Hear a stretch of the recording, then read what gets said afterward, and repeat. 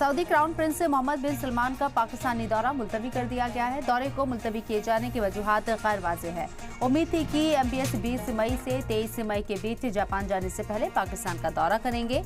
इससे पहले 19 मई को भी 2 रोज़ा दौरे का प्लान था।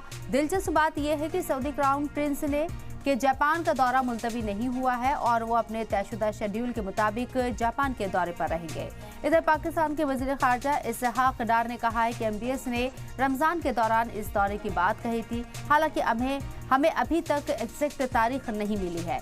वाज़ेह हो कि हाल ही में सऊदी अरब के डिप्टी इन्वेस्टमेंट मिनिस्टर इब्राहिम अल मुबारक एक हाई लेवल डेलीगेशन के साथ पाकिस्तान आए थे और इस डेलीगेशन में सऊदी अरब की 30 कंपनियों के 50 रिप्रेजेंटेटिव शामिल थे।